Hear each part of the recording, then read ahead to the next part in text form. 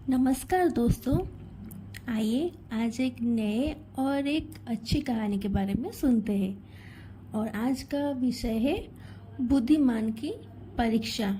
तो चलिए सुनते हैं।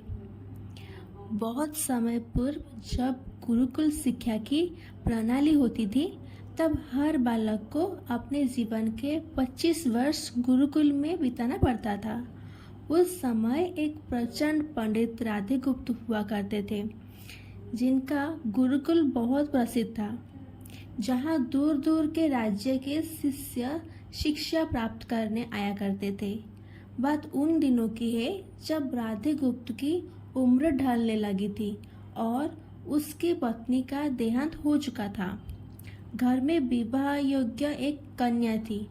राधे गुप्त को हर समय उसकी चिंता सताती रहती थी।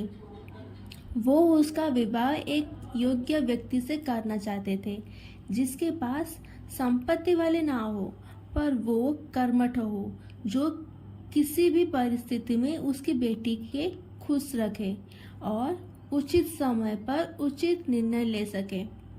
एक दिन उनके मस्तिष्क में एक ख्याल आया और उन्होंने इस परेशानी का हल सोचा कि क्यों ना वो अपने खुद के शिष्य में से ही योग्य वर्ग के लिए तलाश करें। उनसे बेहतर उनकी बेटी के लिए और क्या हो सकता है। इस कार्य के लिए उन्होंने बुद्धिमान की परीक्षा लेने का निर्णय लिया और सभी शिष्यों को एकत्र किया। राधे गुप्त ने सभी से कहा कि वो एक परीक्षा आयोजित करें, जिसमें सभी के बुद्धिमानी का परिचय होगा। उन्होंने सभी से कहा कि उन्हें अपनी पुत्री के विवाह की चिंता है, जिसके लिए उनके पास पर्याप्त धन नहीं है। इसीलिए वो चाहते हैं कि उनके शिष्य विवाह में लगने वाली सभी सामग्री किसी भी करके एकत्र करें। भले उसके लिए उन्हें चोरी का रास्ता चुनना पड़े, लेकिन उन्हें चोरी करता कोई भी देख न सके। इसी एक शर्त का पालन सभी को करना होगा। अगले दिन से सभी शिष्य कार्य में जुट गए। रोजाना कोई न कोई तरह तरह की वस्तुएं चुरा कर लाता था और राधा गुप्त को देता था। राधा गुप्त उन्हें एक विशेष स्थान पर रख देने, क्योंकि परीक्षा के बाद ये सभी वस्तुएं उनके मालिक को वापस करना जरूरी था, क्योंकि वो अपने शिष्यों के सही ज्ञान देना चाहते थे। सभी शिष्य अपने अपने दिमाग से कार्य कर रहे थे, लेकिन इनमें से एक चुपचाप गुरुकुल में बैठा हुआ था, जिसका नाम रामास्वामी था। वो राधा गुप्त का सबसे करीबी और होनहार छात्र था। उसे ऐसे बैठे देखकर राधा गुप्त ने इसका कारण पूछा।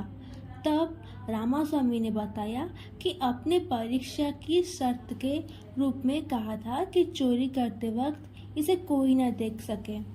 इस प्रकार अगर हम अकेले में भी चोरी करते हैं, तब भी हमारी अंतरात्मा उसे देख रही है। हम खुद से उसे नहीं छिपा सकते। इसका अर्थ यही है कि चोरी करना व्यर्थ है। उसकी ये बात सुन राधा गुप्त के चेहरे पर खुशी छा जाती है। वो उसी वक्त सभी को एकत्र करते हैं और पूछते हैं कि आप सब ने जो चोरी की, क्या उसे किसी ने देखा? सभी कहते हैं नहीं।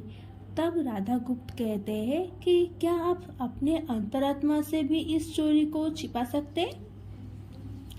सभी को बात समझ आ जाती है और सबका सिर नीचे झुक जाता है, सिवाय रामास्वामी के।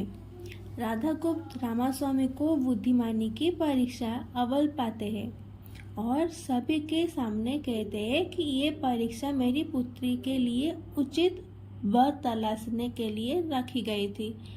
इस प्रकार मैं रामास्वामी का विवाह अपनी पुत्री के साथ तय करता हूँ। सभी खुशी में झूम उठते हैं। साथ ही चुराई हुई हर एक वस्तु को उसके मालिक को सौंप विनम्रता से सभी से क्षमा मांगते हैं। तो ये रही हमारी कहानी, और हमारी कहानी आपको कैसी लगी